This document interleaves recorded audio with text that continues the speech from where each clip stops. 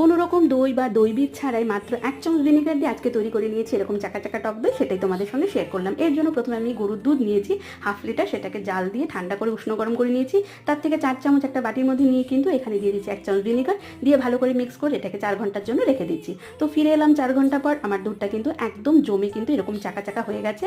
এবারে কিন্তু এটাই আমার দই বীজ। এরপর আমি বাকি দুধটাকেও আবার একটু উষ্ণ গরম করে নিয়ে কিন্তু দই বীজটা এর মধ্যে ঢেলে ভালো করে হ্যান্ড মিক্সের সাহায্যে মিক্স করে নিয়েছি। আর যে পাত্রে দই জমাবো তার মধ্যে কিন্তু সামান্য দই বীজটাকে একটু চারিদিকে মেখে দিতে হবে, এতে কিন্তু দইটা খুব ভালোভাবে জমবে। আর আগের দিনের ভিডিওর মিষ্টি কমেন্ট করেছে যারা, তারা হচ্ছে শান্তনা আর রূপা, তাদের নামটা নিতে বলেছে, তোমাদেরকে অনেক অনেক থ্যাংক ইউ। এরপর কিন্তু এই দইটাকে আমি আগে থেকে কড়াইয়ের মধ্যে একটা জল দিয়ে স্ট্যান্ড দিয়ে ঢাকনা দিয়ে হাই ফ্লেমে কিন্তু জলটাকে ফুটিয়ে নিয়েছিলাম। এখন গ্যাসের ফ্লেমটা অফ করে এটাকে রেখে কিন্তু ঢাকনা দিয়ে 6-7 ঘন্টা রেখে দিচ্ছি একটা কিছু চাপা দিয়ে। তো 7 ঘন্টা পর দই একদম জমে গেছে। তো ভিডিওটা ভালো লাগলে লাইক শেয়ার সাবস্ক্রাইব করে পাশে থাকার অনুরোধ রইল।